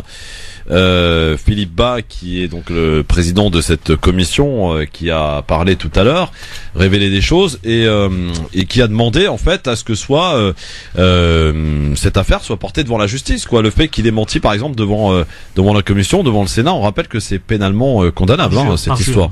Voilà, pour Benalla et pour Vincent Kras également. Moi je me pose une question, je vous la pose avant de prendre notre auditeur. Est-ce que la justice est indépendante dans ce pays? Pourquoi je demande ça? Pourquoi je dis ça? Parce que le juge qui va statuer sur Benalla ou sur Kras, il regarde la télé, il entend ce qui se passe, il entend tous ces gens dans la rue qui disent Benalla en prison, pourquoi 2 poids 2 mesures, etc., etc. Est-ce qu'il n'y a pas une instrumentalisation de la justice? Elle n'est pas si indépendante qu'on le voudrait, cette justice. Elle réfléchit aussi dans l'émotionnel. Christophe, c'est pas par rapport à ça le fait qu'on peut se poser la question de l'indépendance. Qu'un juge, comme n'importe quel juge, regarde la télé, c'est une chose. Après, il fera la part des choses. Le souci, c'est l'État, l'ingérence de l'État et des politiques, sachant que le garde des Sceaux déjà est nommé par le gouvernement. Donc déjà, première clé qui démontre qu'il n'y a pas de vraie indépendance. Après, ça se passe au niveau du tribunal, du procureur et tout ce qui constitue la justice. Donc là, oui, on peut dire que des fois, il y a des interventions du gouvernement ou de certains ministres dans certaines affaires. C'est dans ce cas-là que je pense qu'on peut dire que des fois, la justice n'est pas tout à fait indépendante ou sereine ou suffisamment tranquille pour gérer une affaire tranquillement. Après, qu'un juge ou regarde la télé soit influencé, c'est une chose, mais je pense qu'à un certain niveau, ils font quand même la part des choses. Tu crois qu'ils font la part des choses, Maïssa? Non. Je parle par rapport aux médias, hein, c'est-à-dire de faire la part des choses par rapport à ce qui se dit, ce qu'on montre dans les médias. Ah voilà, oui, dans par le sens. Rapport aux politiques, tu veux dire ils font du tri, ils font du tri, c'est ça que tu veux dire? C'est-à-dire qu'ils sont capables de distinguer une information de leur travail au quotidien. Bon, Faiza, tu penses que cette justice, elle est indépendante et qu'elle arrive à faire la part des choses, justement? Attends, juste, si je peux me permettre, excuse-moi Faiza. Tu vois, là, on prend le cas Outreau. Oui. D'accord. Oui. C'est parce qu'il y a eu un truc. J'en parle maintenant parce que ma fille elle travaille dessus dans un débat. Ils ont fait tout ça. En fait, il y a eu une inculpation de masse parce que les médias s'en sont mêlés en fait. Et le procureur il a dit on va être intransigeant alors que les process de justice ont pas été respectés, ont pas été faits correctement.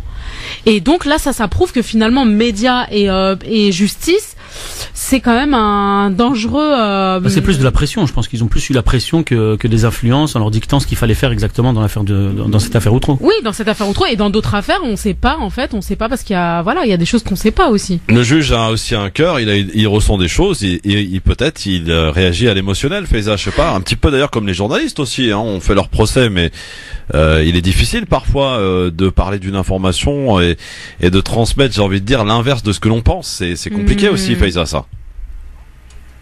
En train de mélanger un certain nombre de choses. Oui. Il y a la question des gilets jaunes. Pour la quasi-majorité, ce sont des comparutions immédiates. C'est-à-dire qu'il y a 0 instruction. C'est vrai. Il y a pas d'enquête. En fait, l'enquête, elle est bâclée en 24 heures. On a des vidéos ou pas de vidéos ou des témoignages de policiers qui font que le gilet jaune, en tout cas, ou le manifestant, va être sanctionné très durement parce que du coup, cette procédure de la comparution immédiate, elle est carrément déséquilibrée. Moi, je pense qu'il faudrait même mettre fin à ce truc-là parce que c'est une dérive pour la liberté.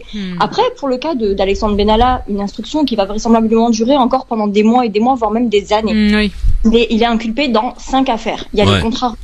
Il y a la question des passeports diplomatiques, il y a les violences à la contre-escarpe, il y a la question du dysfonctionnement interne de l'Élysée, il y a la question de ces sanctions qui n'ont vraisemblablement pas été appliquées, sa sanction disciplinaire, en fait, ça s'apparente plus à des espèces de congés payés, en fait, finalement, parce que ça n'a pas été amputé sur son salaire. Il y a plein de petites affaires comme ça dans l'affaire. Il va falloir démêler tout ça. Est-ce que vous pensez qu'un magistrat qui a fait des années et des années d'études va regarder BFM TV, va être influencé par ça? Non. Le magistrat, pour décider d'une privation de liberté ou pas, il va pas aller regarder ce que le voisin en pense ou ce que le voisin n'en pense pas. La pression médiatique et la pression politique, non, tu crois pas, toi? Si, la pression politique, elle existe, mais c'est encore autre chose. La pression politique, elle est évidemment existante parce que, pas forcément sur le magistrat directement, mais elle existe sur le procureur. Maintenant, le procureur est un poste politique de toute manière, et il est nommé par l'exécutif. Donc évidemment, c'est lié. La fonction du procureur, évidemment, c'est un poste éminemment politique et qui pour moi, met un petit peu en péril la question de la séparation des pouvoirs. Jamel oui, pardon, vas-y. Mais nous dire que les magistrats vont pas juger l'affaire de manière complètement neutre, moi je pense que c'est un petit peu il faut raison garder sur ce sujet-là. Ils ont d'ailleurs eu hier le courage d'incarcérer Alexandre Benalla alors qu'ils auraient pu se défausser parce que c'est très difficile, je veux dire, Alexandre Benalla est un ancien collaborateur de l'Élysée, proche d'Emmanuel Macron, on sait qu'il a été hyper protégé, on sait qu'il a eu accès vraisemblablement à des informations, alors ça reste de la spéculation, mais je pense que c'est à envisager, qu'il ait eu accès à des informations hyper sensibles. Ouais. Voilà, et on prend aussi le risque en l'incarcérant que Benalla pète un câble demain et lâche des dossiers. Ouais. Ah, oui. Ouais. Jamel est avec nous. Bonsoir Jamel. Bonsoir. Ça serait possible de revenir sur l'histoire des chaînes genre BFM, LCI. Oui, bien sûr. Jamel, vous nous appelez d'où? De Montreuil. Montreuil, dans le 9-3. Oui. Ouais. Bon, alors, qu'est-ce qui se passe, BFM, tout ça? Ouais, bon, quitte à dire que, moi, les infos, je les regarde plus, je pense, comme beaucoup de monde, Je pense que, voilà, à cause des mensonges à répétition. Et on va prouver qu'ils mentent, par exemple, quand ils vont dans les pays arabes, qu'ils interviewent des gens dans la rue. Eh ben, quand ils s'expriment en arabe littéraire, plus d'une fois, ils ont été remontés par des gens qui ont traduit la réalité des choses comparé à ce que eux disaient, et c'était totalement le contraire.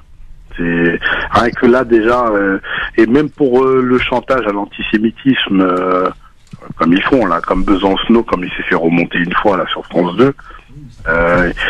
Il y avait quoi? Il y avait la taxe carbone. Non, ça c'est qu'il a fait et c'était pas un problème. Les fausses agressions. L'histoire de l'école juive qui avait été brûlée et finalement quand ils ont enquêté c'était eux-mêmes qui l'avaient brûlée parce qu'elle rapportait pas assez d'argent. Il y avait l'agression là récemment là dans le RER où c'était un maître chien qui intégrait l'armée française qui s'est fait agresser par leur communauté et lui a dit que c'était une agression antisémite alors que c'est lui qui a mis un coup de tête aux jeunes et finalement il a réussi à retourner ça. Et j'arrive pas à comprendre qu'à chaque fois qu'ils se font remonter et il y a des preuves, comme la jeune fille, je me suis fait agresser par 4 maghrébins dans les RER et finalement quand ils ont enquêté, elle a dit qu'elle a inventé ça juste pour le plaisir. Ah, l'affaire de Marie, comment s'appelait elle déjà? Ah oui, Marie Imbert, non, c'est ça? Je me rappelle plus de son nom, mais ouais. Bon. Ouais. Merci pour votre aide. Prénom. On se souvient, Marine Namito. Et ça pose pas de problème. Et ça dit, ils s'excusent pas. Ils vont pas dire oui, c'est à chaque fois c'était un mensonge. Oui, mais Jamel, on entend tout ça, ça existe effectivement, ça a existé, etc. Mais ça veut pas dire que quand même, quand il y a un acte antisémite, comme il y a eu hier, un cimetière qui s'est fait saccager, ces deux jeunes qui auraient tiré sur un monsieur qui sortait de la synagogue, des agressions antisémites, il y en a, on le sait très bien. Voilà, ça sert à rien de cacher et on les condamne évidemment parce que au même titre que l'on condamne tous les autres actes. Ça reste du racisme. Ça reste du racisme, on est d'accord. Bon, là, excuse-moi Christophe, je suis totalement d'accord avec toi à ce niveau-là. Non mais faut qu'on soit clair là-dessus. Il y a des agressions islamophobes, comme la jeune fille qui s'est fait agresser, qui était enceinte, qui a perdu son bébé. Elle a porté plainte. Elle arrive au commissariat. On lui a dit qu'il prenait même pas sa plainte. Il a fallu qu'un avocat se déplace. C'est normal ça? Bien sûr que non, c'est pas normal. Bien sûr que non, c'est pas normal. Mais il faut, je sais pas. C'est compliqué en tout cas.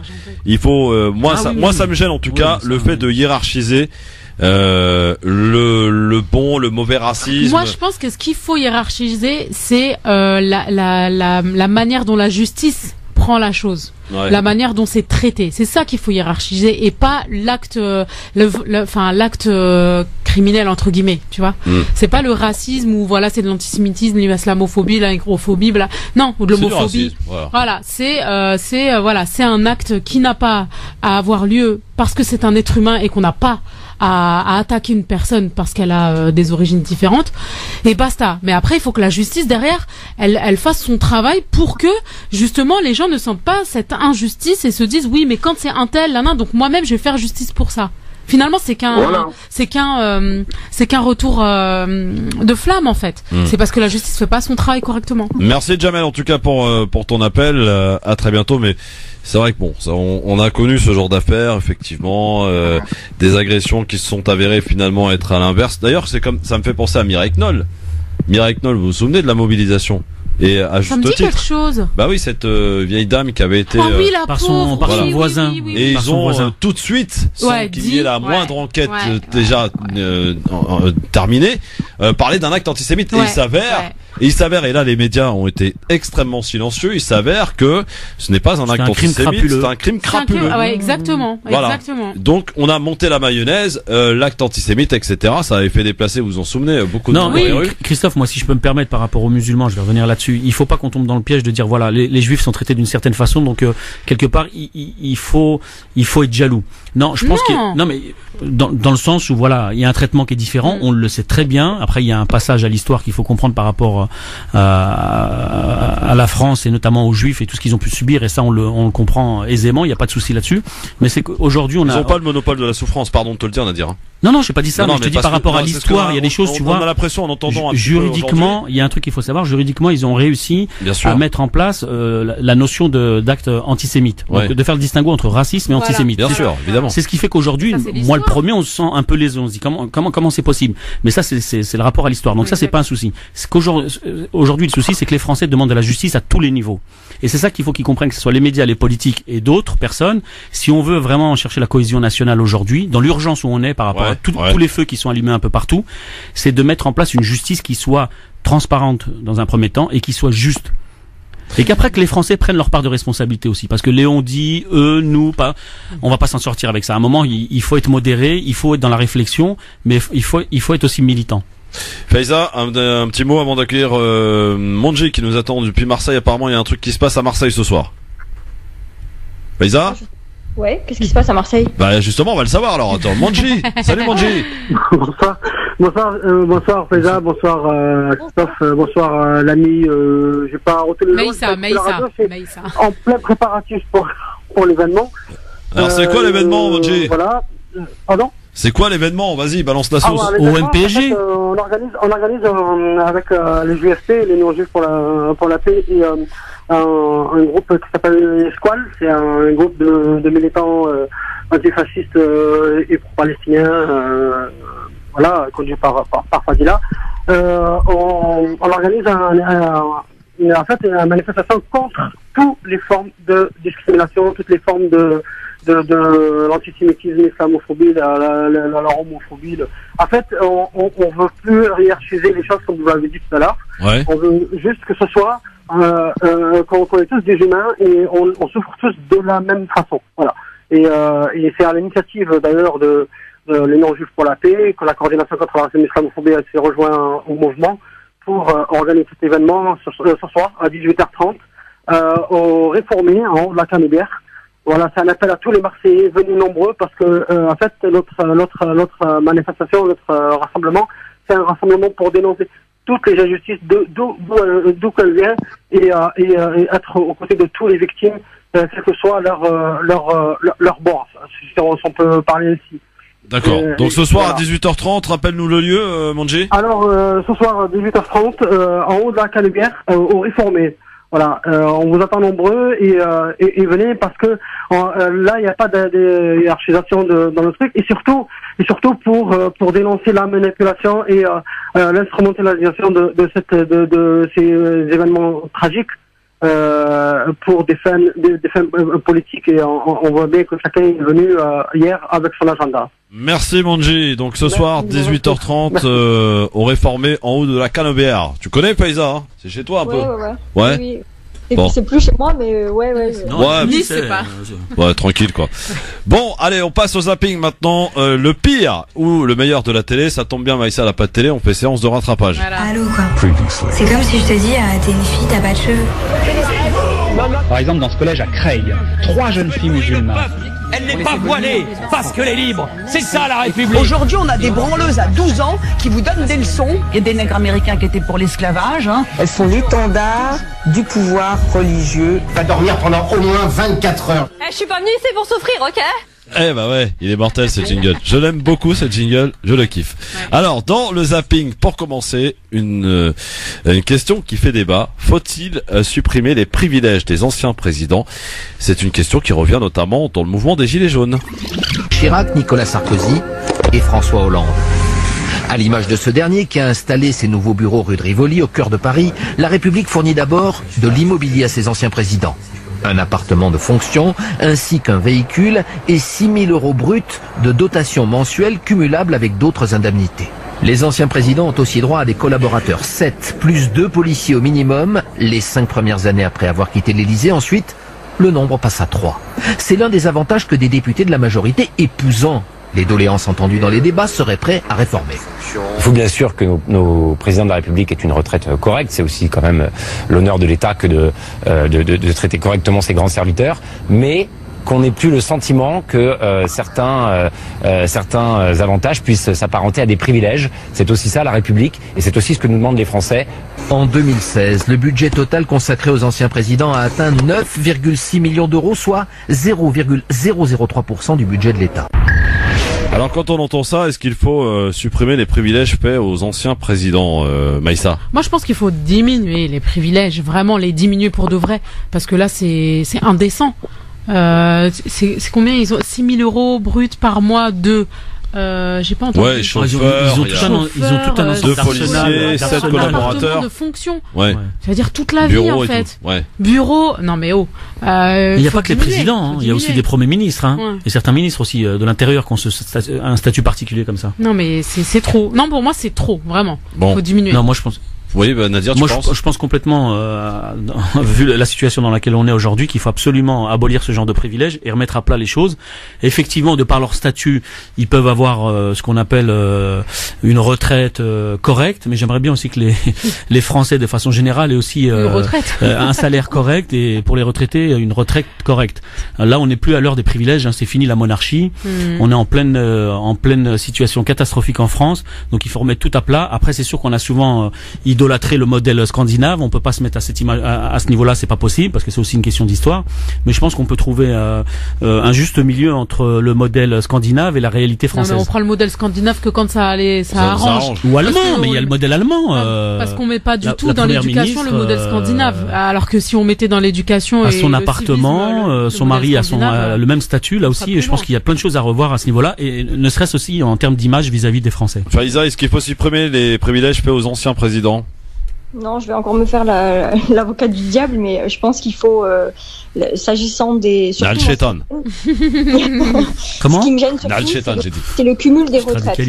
Parce que quand tu es président de la République, après tu es membre du Conseil constitutionnel, ou tu as eu avant, et du coup, tu peux cumuler ta retraite d'élu, ta retraite d'ancien maire, ta retraite d'ancien député, ta retraite de président de la République avec celle de retraité du Conseil constitutionnel. Du coup, ça pose la question du cumul qui peut du coup atteindre plusieurs dizaines de milliers d'euros. Je pense que c'est surtout ce système des retraites qu'il faut pouvoir plafonner. Par exemple, je sais pas, à partir de 10 000 €, ils n'ont plus besoin de cumuler plus que ça, quoi. Bah ouais. Le cas de François Hollande, on est sur bon, après il a travaillé pour ça, je veux dire, il faut pas non plus cracher dans la soupe. Le mec, il a donné sa vie à la vie politique, il faut pas non plus tout remettre en cause. Ah oui, après, il nous a mis 20 le Premier ministre, il fallait le faire. Mais sur la question des privilèges. Ouais. et des avantages qu'ils ont. Ils ont des chauffeurs, ils ont un service de sécurité. Moi, je pense que le service de sécurité, il est nécessaire. Ça reste des gens qui ont représenté la France. Ils sont présidents. En tout cas, ils ont ce titre à vie. Hein. On doit toujours même les appeler Monsieur le Président, même après leur mandat, leur truc. Ils restent quand même une cible. Ils représentent toujours le pays, même à l'extérieur. On sait, par exemple, Nicolas Sarkozy a représenté la France en Géorgie il y a quelques mois. Ils ont cette stature qui fait qu'on doit aussi leur assurer leur sécurité, assurer des déplacements s'ils sont faits dans le cadre de leurs anciennes fonctions de président. Après, il faut pas non plus moi je suis pour un plafonnement des dépenses, quoi. Et après, il faut pas se leurrer. La France, certes, on est dans la galère, c'est une crise et on est dans un contexte hyper compliqué, mais c'est pas en supprimant les avantages de 3 ou 4 présidents qu'on va redresser Bien sûr, on rappelle que ça représente 0,001%. Donc voilà. Oui, c'est surtout ceux des autres. Au niveau du zapping, toujours et encore, hier soir à Paris, place de la République, il y avait 20 000 personnes selon les organisateurs, rappelons-le, et pour dénoncer l'antisémitisme. Et parmi les nombreuses personnalités, justement on en parlait, l'ancien président de la République était là, François Hollande. L'antisémitisme, c'est un fléau, c'est une meurtrissure, c'est une attaque contre la République, et qu'il est essentiel que nous soyons face à ce risque pour nos institutions, pour ce que nous représentons, pour nos valeurs, unis. Bon, il a été soft, François Hollande hier, donc lors de ce rassemblement.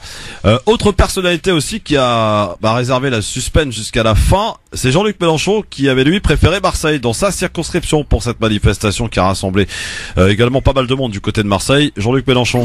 Puis dans ma circonscription, parmi mes amis, je me sens plus en sécurité qu'à Paris, où la police est avérée incapable de me protéger la dernière fois. Et il fait référence évidemment au rassemblement justement à Mireille Knoll où effectivement la France Insoumise avait été pris à partie par des gens justement de la LDJ en l'occurrence. Et puis retour à Place de la République, un deuxième ex-président y était, Nicolas Sarkozy. Je vous ai gardé le meilleur pour la fin. Un certain nombre d'individus provoquent, insultent l'autorité de l'État. L'État doit répondre. Je suis sûr qu'il le fera. Mais il faut le faire maintenant et avec une fermeté extrême. Avec une fermeté extrême, vous avez entendu? Avec une fermeté comme extrême, d'habitude, quoi. Vous mettez au Karcher. Nicolas Sarkozy. Voilà. L'ex-président français Nicolas Sarkozy. Sarkozy, il est quand même assez culotté, parce qu'il parle d'individus qui insultent l'autorité de l'État. Il faut quand même rappeler que Nicolas Sarkozy, à l'époque où il a été placé sous écoute, il a défié l'autorité de l'État justement en sa fonction de président de la République, en se faisant appeler Paul Bismuth sur une ligne téléphonique annexe pour discuter avec son avocat. Donc à un moment donné, il faut qu'il se souvienne aussi de quelle manière lui a défié l'autorité de l'État. Et même sur des 20 heures où il était venu en direct pleurnicher et remettre en doute l'impartialité de la justice française. Oui, c'est vrai. Bravo Faiza pour ce petit scud là de Paul Bismuth. Franchement, il fallait le ressortir celle-là. C'est pas mal. Paul Bismuth, il faut toujours l'avoir en tête lui, parce que c'est quand même assez fou cette affaire-là aussi quand on y repense. Tu vois, c'est un peu dans le sillage de l'affaire Benalla et tu te rends compte que comment au plus haut niveau de l'État, on a un certain nombre de magouilles qui sont organisées et qui sont en plus après déniées par les instigateurs, quoi. Le grand débat, messieurs, dames. On en prend part parce qu'on a des choses à faire valoir, on a des choses à dire, à transmettre. Alors à vous de jouer, 01 40 33 9000, le grand débat dans un instant. On écoutera la proposition, ça en a certainement une, Maïssa, celle de Faiza, celle de Nadir Kaya. Ça peut être des propositions liées aux propositions parlementaires, des propositions sociétales, bref, tout ce qui fera avancer dans le mieux, en tout cas, notre pays pour demain. Après, à l'issue de ce qui adviendra de ce débat, ça ne nous regarde plus. Mais en tout cas, on aura joué le jeu, on aura transmis nos propositions. À vous de jouer dans un instant, 01 40 33 9000. France Maghreb 2, France Maghreb 2. Le LGF sur France Maghreb 2, merci d'être avec nous en direct avec vous. Maïssa Leroy, Nadir Kaya, Faiza Ben Mohamed en direct et c'est parti. Pour le grand débat, vous savez qu'il a démarré depuis quelques semaines maintenant et sur France Maghreb 2, on a décidé dans cette émission d'en faire une petite chronique quotidienne où les auditeurs mais aussi les chroniqueurs nous transmettent leurs doléances, leurs propositions puisque nous aussi on a des choses à faire valoir, à transmettre. Donc à vous de jouer au 01 40 33 9000. Alors tiens, je vais vous juste faire un petit récapitulatif des propositions d'hier parce que c'est toujours bien, comme ça évite de refaire les mêmes. Philippe Bouriachic, qui est chroniqueur au LGF, nous disait hier renforcement des services publics du soin, fin des déserts médicaux, utiliser le CICE, pour pouvoir pallier à la mort des services publics programmés, nous a dit Philippe. Ça, c'est une proposition concrète. CICE, oui. Milliards, ouais. Ah ouais, absolument, 40 milliards. Mourad Damien qui nous a dit le droit de vote des immigrés aux élections municipales. Voilà, ça c'est Mourad qui nous a proposé ça, promis par François Hollande, qui n'a jamais fait. Mustapha de Paris, rendre l'islamophobie un délit. Même si c'est déjà le cas, mais bon, le terme, dans les faits, pas réellement. C'est prendre le terme en compte. Voilà, c'est ça, prendre le terme en compte. Karim d'Orléans, supprimer les taxes sur le tabac. Bah écoutez, c'est une proposition comme une autre. Hein. On voit que c'est une proposition quelque peu intéressée, mais voilà. Et l'alcool. Omar, dans le 77, enlever la CSG ou la baisser. Ça, c'est une proposition aussi concrète. Voilà pour ce qui était d'hier. Aujourd'hui, nous sommes mercredi 20 février. Alors, ma chère Maïssa, quelle est ta contribution dans ce grand débat? Quelle est ta proposition concrète à nous faire? Franchement, c'est au niveau de l'éducation. Ah, alors quoi faire au niveau de l'éducation? Au niveau de l'éducation des plus jeunes, c'est-à-dire du civisme, mais surtout du vivre ensemble. Je sais que c'est beaucoup fait dans les quartiers parce qu'il y a c'est hyper hétéroclite, donc forcément, ça, tout le monde se côtoie, donc par la force des choses, il y a des repas qui se font pour apprendre à se connaître, etc. Mais aujourd'hui, faire vraiment instaurer ça dans le programme. Alors tu peux me la formuler comme il faut, s'il te plaît, comme ça, moi je la note maintenant, mais en même temps, je dois mettre dans le programme en fait des cours de tolérance. Voilà. Ah, mettre dans le programme. Plutôt mettre en pratique le vivre ensemble. Ouais, voilà. Dans le programme scolaire. Le mettre vraiment dans le programme scolaire, c'est-à-dire dès le plus jeune âge. Le vivre ensemble. Pour apprendre aux enfants à vivre ensemble, mais pas seulement dans la théorie, vraiment. Ouais, par des actions. Des disciplines, ouais. Exactement. Pas seulement dans la théorie. D'accord.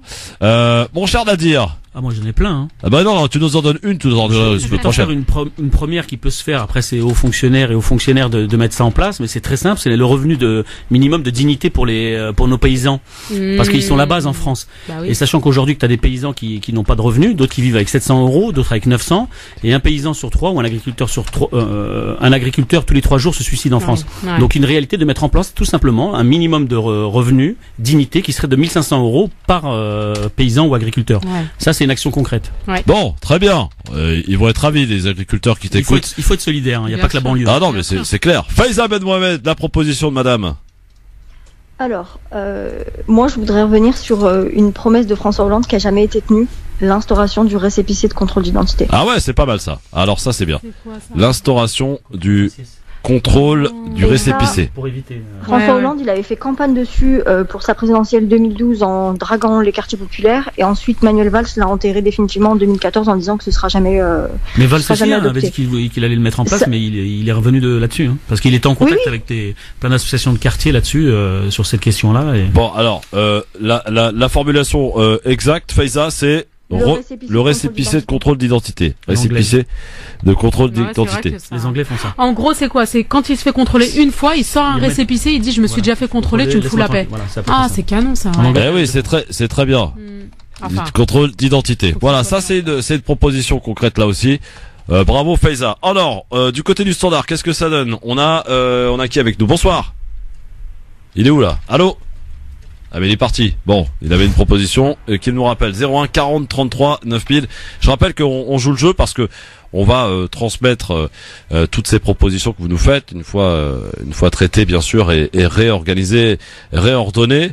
Certainement pas avec ma manière d'écriture parce que sinon le président il va se moquer de nous.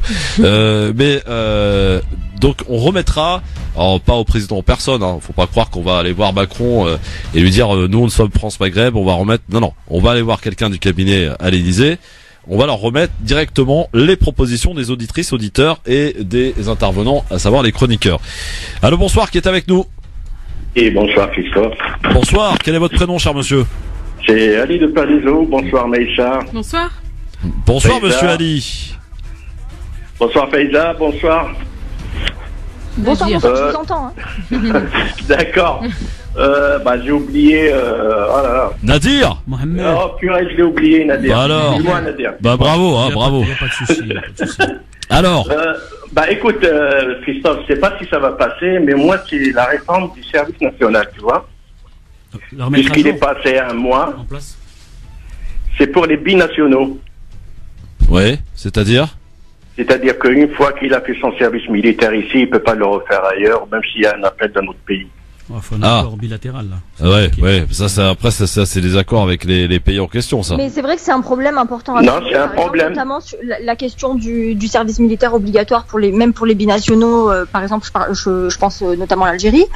C'est un problème d'avoir à effectuer ici 1 mois. C'est quand même 1 mois. Je veux dire, c'est pas rien. Bon, pour moi, 1 mois, j'ai grandi. J'ai pas l'âge de passer ce service militaire là. Alhamdoulilah, moi aussi. Mais et d'aller tu vas aller le faire en Algérie, faire 1 an pour pouvoir revenir après dans le pays, parce que je sais qu'il y a beaucoup d'Algériens aussi qui rentrent même pas en Algérie parce qu'ils ont peur de se faire serrer parce qu'ils n'ont pas fait leur service militaire.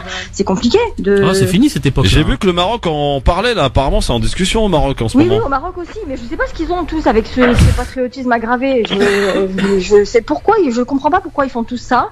Alors qu'il n'y a pas nécessairement de problème qui le justifie, quoi, qu'on remette ces pratiques obligatoires là, comme ça, c'est une sanction presque. Alors la formulation exacte, Ali, pour m'aider à bien noter là.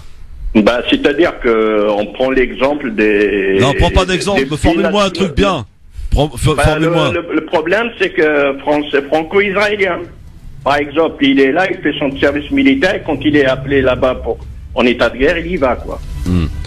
Bon. Tu comprends ce que je veux dire? Oui, un peu, oui. Merci, mon Ali. Merci à toi. Merci. 01 40 33 9000 évidemment sur France Maghreb 2. Donc ça passe super vite. Hein. Ouais.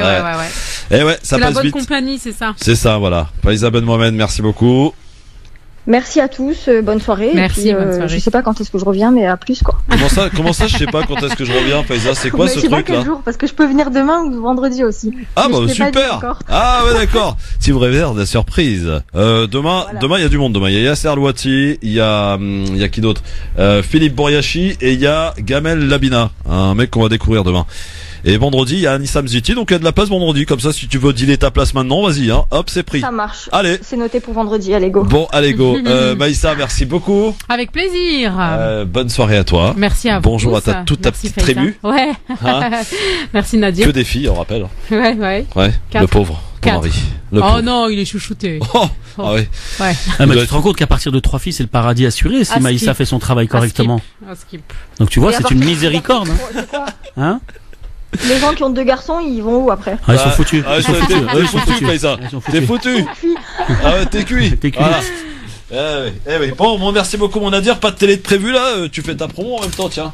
T'as pas de télé de prévu, tu vas pas sur. Christophe, je t'ai dit un jour, je vais vous expliquer comment je suis arrivé à faire un peu de médias et là vous allez comprendre que c'est pas un reproche, je t'ai dit. Non, c'est pas méchant parce que même sur Twitter, on croit. Et puis là, je suis en train de discuter avec une personne qui parle arabe de service. Tu fais la télé, blablabla. J'ai pas de réseau. Moi, j'ai été tapé en bas des immeubles. Hein. Ouais. Et donc il y a des gens comme Pascal Pro qui a été sensible, même si après je sais très bien que. Terre, Nadir. Ouais, on peut dire ça comme ça. Ouais. Bon, bref. Voilà. Et donc, pas de télé prévu là pour l'instant? Bah c'est eux qui appellent en fonction de leurs besoins. En fonction de leurs besoins, ils appellent. Ils ont une liste et puis ils voient. D'accord. Voilà. Bon, merci mon Nadir en tout cas. Merci à toi, merci à vous. Prochain. Très vite mes amis, on est autour demain à partir de 16h. Vous continuez évidemment de suivre l'émission sur les réseaux sociaux. Christophe Le Grand Forum sur Facebook, Le Grand Forum FM2. Allez-y parce que sur Twitter on balance pas mal d'infos et on est souvent les prums sur pas mal de trucs. Donc vraiment on fait un gros travail d'information sur Twitter, notamment Le Grand Forum FM2. Et vous pouvez retrouver l'émission en podcast sur la chaîne YouTube de France Maghreb 2 et n'oubliez pas, ça peut être utile de télécharger l'application France Maghreb 2 sur le Play Store ou l'Apple Store. Bonne soirée.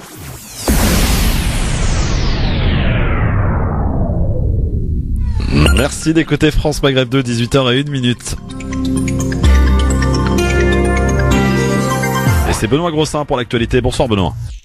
Bonsoir. Emmanuel Macron attendu au dîner du CRIF ce soir. Il pourrait annoncer des décisions contre l'antisémitisme après une série d'actes anti-juifs. Dernière en date, des croix gammées taguées dans un cimetière près de Lyon. Par ailleurs, France 3 Alsace annonce avoir suspendu hier la retransmission en direct sur Facebook de la visite d'Emmanuel Macron dans un cimetière juif profané en raison de dizaines de commentaires antisémites et racistes. Commentaires qui, selon la chaîne, dépassaient sa capacité à les modérer. Alexandre Benalla, visé par une nouvelle enquête pour entrave à la manifestation de la vérité. On l'a appris au moment où le Sénat publiait son rapport d'enquête sur l'affaire Benalla. Un rapport qui accable l'Élysée en pointant des dysfonctionnements majeurs. Benjamin Griveaux a répondu en dénonçant des contre-vérités et en annonçant des réponses factuelles de la part de l'Élysée. Échec des négociations sur la réforme de l'assurance chômage. Syndicats et patronat n'ont pas réussi à se mettre d'accord sur la mise en place d'un bonus-malus pénalisant les contrats courts. 1 million de contributions au grand débat national. Elles ont été recueillies sur le site mis en place par le gouvernement. 4000 réunions publiques ont déjà eu lieu et près de 8000 autres sont prévues d'ici à la mi-mars. Les pays de l'Union européenne approuvent la réforme du droit d'auteur. Une approbation à la majorité qualifiée malgré l'opposition des Pays-Bas, du Luxembourg, de la Pologne, de l'Italie et de la Finlande. Cette réforme réclamée par les éditeurs de presse mais combattue par les géants d'Internet va faire maintenant l'objet d'un vote en plénière au Parlement européen. Enfin, le Tour de France 2021 partira du Danemark, une première pour la Grande Boucle. La course commencera par un contre-la-montre à Copenhague, une ville où 1/3 des habitants circulent en vélo pour aller travailler. Bonne fin de journée à tous. France Maghreb 2, service, info, musique, divertissement.